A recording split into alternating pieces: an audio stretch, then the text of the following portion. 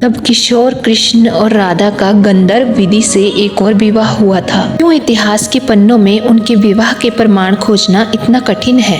एक दिन जब गोपियों ने कृष्ण से पूछा कि राधा कौन है, तो कृष्ण ने जो उत्तर दिया था वो इस पूरे रहस्य की चाबी है।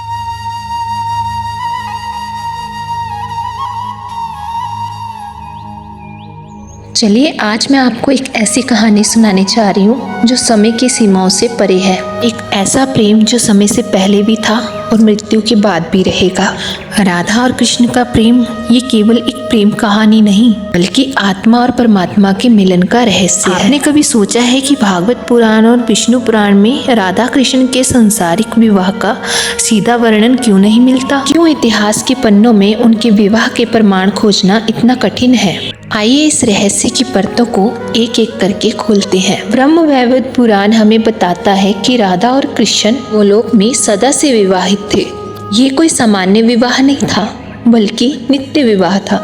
गोलोक में जहाँ समय का कोई बंधन नहीं, यहाँ केवल शुद्ध प्रेम का वास है।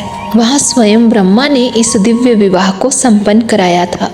लक्ष्मी, सरस्वती और पार्वती इस पवित्र विवाह की साक्षी बनी थी। ये विवाह किसी मंडप में नहीं बल्कि प्रेम के शाश्वत आकाश में हुआ था। लेकिन फिर पृथ्वी पर क्यों ये विवाह प्रकट नहीं हुआ? इसका उत्तर कृष्ण की लीला में छुपा है। कृष्ण पृथ्वी पर लीला करने आए थे, बंधन में बंधने नहीं। उनका प्रेम मर्यादा नहीं, मुक्ति था। वे आए थे संसार को दिखाने कि प्रेम कैसे करते हैं, ना कि ये कि प्रेम को कैसे बांधते हैं। उनकी हर सांस में राधा का नाम था, उनकी हर धड़कन में राधा की याद थी। फिर किसी रस्म की क्या जरूरत थी? लेकिन रुकिए, कहानी यहीं समाप्त नहीं होती। वृंदावन के भांडीर वन में यमुना के तट पर एक रात जब चांदनी अपने पूरे यौवन पर थी, तब किशोर कृष्ण और राधा का गंधर्व विधि से एक और विवाह हुआ था। ये विवाह दिखाने के लिए नहीं बल्कि निभाने के लिए हुआ था। प्रकृति इसकी साक्षी बनी।